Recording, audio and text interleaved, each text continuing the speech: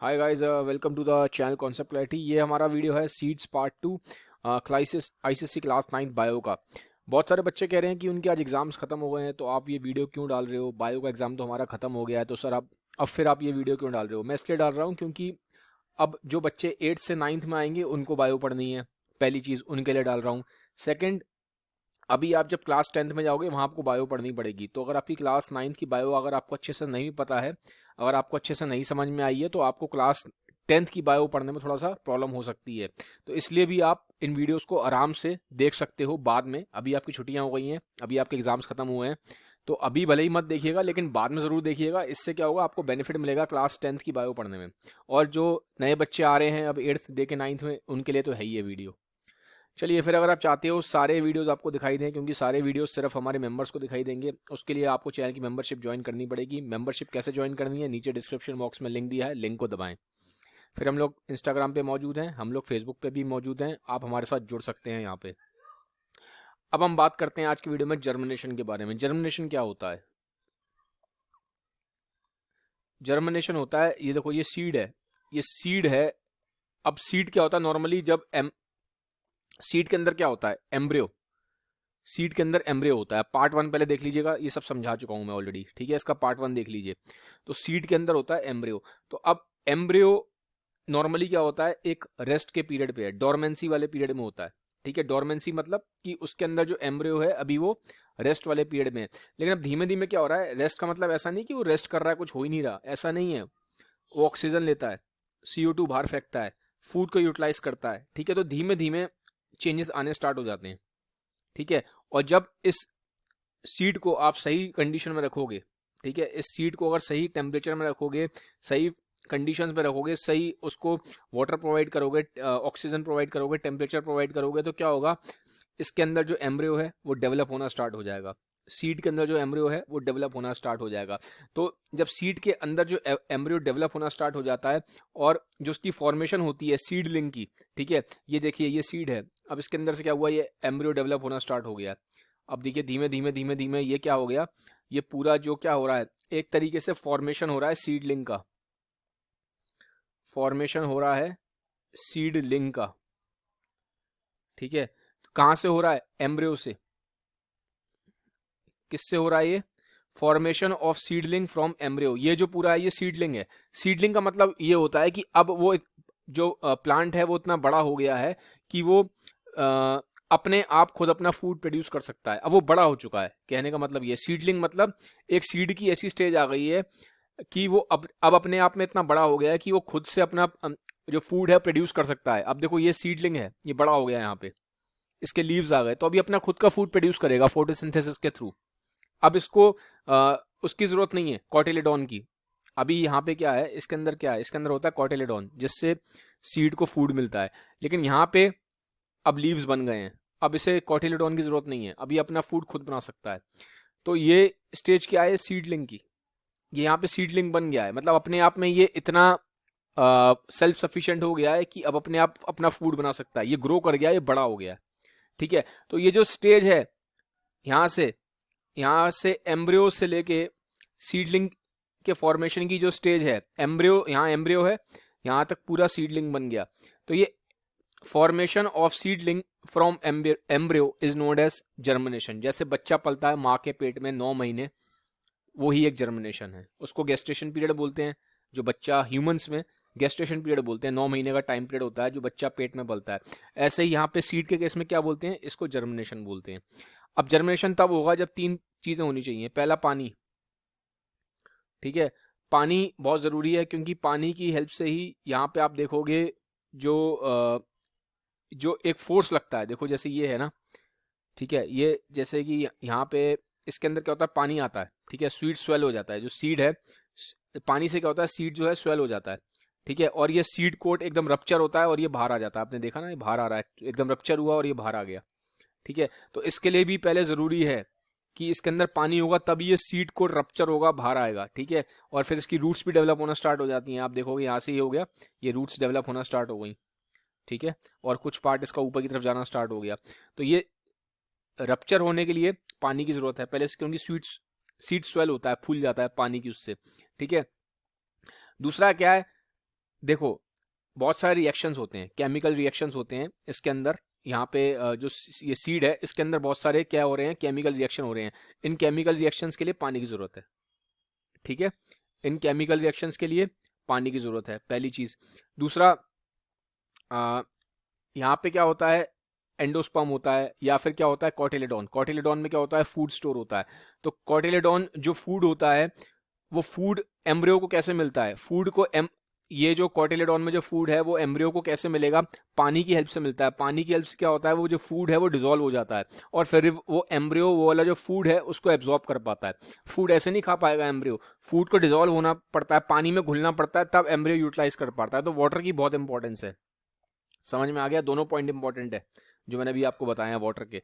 तो दूसरा, temperature. Temperature suitable होना चाहिए। बहुत ज़्यादा ठंडा टेम्परेचर होगा तो भी पेड़ ग्रो नहीं करेगा, बहुत ज़्यादा गर्म होगा तो भी ग्रो नहीं करेगा। तो एक टेम्परेचर होता है 25 से लेके 35 डिग्री सेंटीग्रेड, इसे बोलते हैं ऑप्टिमम टेम्परेचर। ऑप्टिमम टेम्परेचर मतलब बहुत सही टेम्परेचर, बिल्कुल एग्जैक्ट टेम्परेचर जितना होना चाहिए। फिर होता है ऑक्सीजन। तीसरा में क्या चाहिए, ऑक्सीजन। ऑक्सीजन क्यों चाहिए, रेस्पिरेशन के लिए,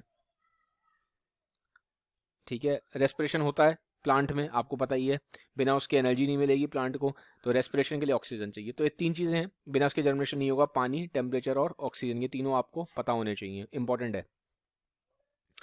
अच्छा, एक चीज़ और है कि अगर हम सीड को बहुत ज़्यादा सॉइल के अंदर कर दें, बहुत ही ज़्यादा अंदर मान लो डीप में डाल दें, तो वो ग्रो नहीं करेगा, जर्मिनेट नहीं होगा सीड। क्यों, बहुत ज़्यादा अगर अंदर पहुंचा दोगे तो ऑक्सीजन नहीं मिलेगी, पहली चीज़ ये, ठीक है, ऑक्सीजन नहीं मिलेगी। फिर दूसरा, ये यहाँ से क्या होता है, ये तोड़ के फोर्सफुली ये ऊपर की तरफ आता है, ये देख रहे हो यहाँ से टूटा, फिर ये फोर्सिबली ऊपर की तरफ आया। लेकिन अगर इसको बहुत ज़्यादा अंदर की तरफ कर दोगे तो ये इतना फोर्स लगा ही नहीं पाएगा, इतना ऊपर आ ही नहीं पाएगा। भाई इसको भी तो ऊपर आना है, शूट को। प्लांट ग्रो कैसे करेगा जब शूट ऊपर नहीं आएगा, जब तक ये पूरा पार्ट। तो अगर इसको बहुत ज़्यादा ज़मीन के अंदर कर देंगे तो ऊपर ही नहीं आ पाएगा, उतना फोर्स नहीं लगा पाएगा सीड नीचे से कि वो ऊपर आ पाए, ठीक है। तो अगर हम बहुत ज़्यादा डीप में, बहुत ज़्यादा अगर डीप में सीड को अगर हम क्या कहते हैं, डाल देते हैं मिट्टी के अंदर, तो भी सीड ग्रो नहीं कर पाता, ठीक है। तो बहुत ज़्यादा मिट्टी के अंदर नहीं डालना चाहिए, उसकी भी एक लिमिट होती है कितनी डीप में डालना है। फिर अब हम आते हैं थोड़ा सा, हम देखेंगे कि दो तरह के जर्मिनेशन होते हैं, एक होता है हाइपोगियल, एक होता है एपिगियल, ठीक है। एक होता है हाइपोगियल, एक होता है एपिगियल। देखो, हाइपो मतलब होता है बिलो, कम, ठीक है, नीचे की तरफ। गियल मतलब अर्थ। इस केस में क्या है, इस केस में जो हाइपोगियल में क्या हो रहा है, जो कॉटिलेडॉन है वो अर्थ के नीचे रहता है। ये अर्थ है आपकी, ठीक है, सॉइल मान लो, यहाँ पे ये जमीन है, जमीन के नीचे जब कॉटिलेडॉन रहेगा तो उसको बोलते हैं हाइपोगियल। एपी मतलब होता है अबव, अबव अर्थ। तो जिस केस में कॉटिलेडॉन, ये देखो कॉटिलेडॉन ऊपर आ गया, ये अर्थ है, यहाँ पे अर्थ है आपकी। जिस केस में कॉटिलेडॉन अर्थ के ऊपर आ जाता है उसको क्या बोलते हैं, एपिगियल जर्मिनेशन। समझ में आ गया, एपिगियल जर्मिनेशन। ये देखो आप देख सकते हो, इस केस में एपिगियल में कॉटिलेडॉन कहाँ आ रहा है, यहाँ से स्टार्टिंग हुई, कॉटिलेडॉन ऊपर आ गया। इस केस में कॉटिलेडॉन कहाँ है, यहाँ से स्टार्टिंग हुई है, कॉटिलेडॉन ये रहा नीचे ही है, जमीन के नीचे है, तो ये क्या हो गया, हाइपोगियल। फिर एक चीज और इंपॉर्टेंट है इसमें, हाइपोगियल में एपिकिटॉल क्या करता है, इलोंगेट करता है। अब ये एपिकिटॉल क्या होता है, ये देखो, ये कॉटिलेडॉन है, ये कॉटिलेडॉन से ऊपर का जो पोर्शन है, ये जो पोर्शन है, ये वाला जो पोर्शन है, ठीक है, ये कॉटिलेडॉन है। कॉटिलेडॉन से लेके ये वाला जो पोर्शन है, इसे क्या बोलते हैं, एपिकिटॉल। क्या बोलते हैं, एपिकिटॉल। समझ में आया, दोबारा देख लो, कॉटिलेडॉन और ये वाला जो पोर्शन है बीच का, ये समझ लो, ये पूरा एपिकिटॉल है। ये देखो, ये रहा एपिकिटॉल, ये स्टेम वाला पोर्शन ऊपर का, कॉटिलेडॉन के ऊपर वाला जो पोर्शन है ये वाला, ठीक है, स्टेम वाला पोर्शन, कॉटिलेडॉन के ऊपर वाला जो पोर्शन है ये, इसे बोलते हैं एपिकिटॉल। और ये वाला जो पोर्शन है कॉटिलेडॉन के नीचे वाला, ये पूरा वाला जो ये वाला, इसे बोलते हैं हाइपोकिटॉल। क्या बोलते हैं, ये हाइपोकिटॉल है, ठीक है। ये एपिकिटॉल है, एपिकिटॉल मतलब कॉटिलेडॉन के ऊपर वाला, इसे बोलते हैं एपिकिटॉल। ये वाला पोर्शन क्या है, हाइपोकिटॉल, ठीक है। ये देख लो, ये कॉटिलेडॉन है, ऊपर वाला एपिकिटॉल हो गया, नीचे वाला क्या हो गया, हाइपोकिटॉल। तो जब एपिजियल जर्मिनेशन होता है, एपिजियल जर्मिनेशन में आप देखोगे हमेशा एपिकेटॉल इलोंगेट करता है। एपिकेटॉल क्या करता है? इलोंगेट करता है। ये जो होता है, ये देखो कोटिलेडॉन के ऊपर वाला पोर्शन है, ये बढ़ता है, ऊपर की तरफ बढ़ना शुरू हो जाता है, ये इलोंगेट करता है, ठीक है। और हाइपोगियल में क्या होता है? हाइपोगियल में आप देखोगे रूट्स जो होते हैं, ठीक है, हाइपोगियल में ये नीचे वाला जो पोर्शन है ये इलोंगेट करता है, हाइपोकेटॉल इलोंगेट करता है। तो ये इंपॉर्टेंट डिफरेंस है, ठीक है। इसमें एपिकेटॉल इलोंगेट करेगा, इसमें हाइपोकेटॉल इलोंगेट करेगा।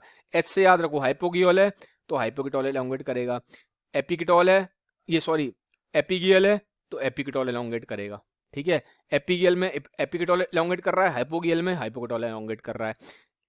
एपिगियल में क्या हो रहा है? कोटिलेडॉन ऊपर आ जाता है जमीन के, ठीक है, नाम से समझ में आ रहा है। एपी मतलब अबव, जीएल मतलब अर्थ, ठीक है। तो अर्थ के ऊपर कोटिलेडॉन आ गया एपिगियल, अर्थ के नीचे ही रह गया कोटिलेडॉन तो हाइपोगियल। सिंपल है, अब समझ में आ गया होगा आपको। हाइपोगियल के अगर एग्जांपल लेने हैं तो ऐसे पी सीड हाइपोगियल होता है, पी सीड में हाइपोगियल जर्मिनेशन होता है। मेज ग्रेन पार्ट 1 में पढ़ा है हमने, मेज ग्रेन में क्या है? हाइपोगियल है। एपिगियल का एग्जांपल क्या होगा? एपिगियल का एग्जांपल होता है बीन सीड, जो पढ़ के आए थे हम पीछे पार्ट 1 में, तो बीन सीड आएगा एपिगियल का एग्जांपल। तो एग्जांपल पूछे जा सकते हैं, बीन सीड एपिगियल का है, पी सीड और मेज ग्रेन हाइपोगियल का एग्जांपल है जर्मिनेशन का, ठीक है। अब एक और होता है जर्मिनेशन, ये थोड़ा स्पेशल होता है, विवी पैरस। विवी पैरस में क्या होता है? ये एक स्पेशल टाइप का है, ठीक है, ये इतना आसानी से देखने को नहीं मिलता, ये एक स्पेशल टाइप का है। एग्जांपल इसको मैंग्रोव है, जो मैंग्रोव के ट्रीज होते हैं ना, मैंग्रोव के प्लांट्स होते हैं, उसमें दिखाई देगा आपको विवी पैरस, ठीक है। विवी पैरस में क्या होता है? विवी पैरस में फ्रूट जर्मिनेट कर देता है प्लांट के साथ लगे लगे। अब ये देखो यहाँ पे, ये देखो एक तरीके से फ्रूट है, ये जर्मिनेट हो गया, ये फ्रूट है, ये टंग रहा है, ये फ्रूट है, मैंग्रोव, ये मैंग्रोव प्लांट है, मैंग्रोव प्लांट का ये फ्रूट है। तो ये इसमें सीड जर्मिनेट कर रहा है, ठीक है, सीड जर्मिनेट कर रहा है फ्रूट के अंदर ही, सीड जर्मिनेट कर गया फ्रूट के अंदर ही। ये और कब करा? जब ये लगा हुआ है प्लांट से, ठीक है। तो इसका अगर हम विवी पैरस में होता है, सीड जर्मिनेट करता है, seed germinate inside the fruit, seed germinate inside the fruit, अंदर ही फ्रूट के जर्मिनेट कर जाता है। कब करता है? जब ये अपने पेरेंट प्लांट से लगा हुआ है, अपने पेरेंट प्लांट से अटैच्ड है ये अभी भी। तो ये इसकी देखो, यहाँ पे देखो, ये जो है ना, इसमें सीड जर्मिनेट कर गया, ठीक है, फ्रूट है, इसके अंदर ये फ्रूट है, यहाँ ये फ्रूट है पूरा, ठीक है, मैंग्रोव प्लांट का, इसके अंदर ही सीड जर्मिनेट हो गया। और ये कब जर्मिनेट हुआ है? जब अभी ये लगा हुआ है, अभी ये फ्रूट लगा हुआ है ना अपने प्लांट के साथ, तो सीड जर्मिनेट हो रहा है इनसाइड द फ्रूट। कब? जब पेरेंट प्लांट से अभी भी अटैच्ड है, फ्रूट से, फ्रूट अभी भी अटैच्ड है पेरेंट प्लांट से। और जब ये पूरा जर्मिनेट कर जाएगा ना, तो ये जो फ्रूट है ये जमीन पे गिर जाएगा। क्या होगा? ठीक है, ये जो सीडलिंग है, एक्चुअल में ये सीडलिंग होगी, ये सीडलिंग होगी इसके अंदर, ठीक है। जब ये पूरा जर्मिनेट कर जाएगा तो जो सीडलिंग होगी, वो सीडलिंग क्या हो जाएगी? ये गिर जाएगी। क्या होगा? ये सॉइल पे, यहां से टूट के ये सीडलिंग सॉइल पे गिर जाएगी। जब सॉइल पे गिरेगी तो फिर जो सीडलिंग है उसमें रूट निकल आते हैं और वो अपने आप को जमीन से अटैच कर लेता है। ये जब पूरा डेवलप हो जाएगा ठीक से, सीडलिंग टूट जाएगी, यहाँ से टूट जाएगी और ज़मीन पे गिर जाएगी। ज़मीन पे गिरने के बाद इसकी ये अटैच हो जाएगी ज़मीन से और इसके अपने रूट्स निकल आएंगे अपना अलग से, फिर ये ग्रो करना स्टार्ट कर देगा। तो इसे क्या बोल रहे हैं हम? इसे बोल रहे हैं हम विवी पैरस। ठीक है, विवी पैरस। ये विवी पैरस जर्मिनेशन है, थोड़ा स्पेशल टाइप का है, मैंग्रोव में होता है। एग्जाम्पल दिया मैंने आपको। तो गाइज ये था वीडियो, इसी के साथ आपका यहाँ पे सीड चैप्टर खत्म हो गया है। वीडियो अगर अच्छा लगा हो तो इसको सबके साथ शेयर जरूर करें। Have a nice day, bye bye, take care.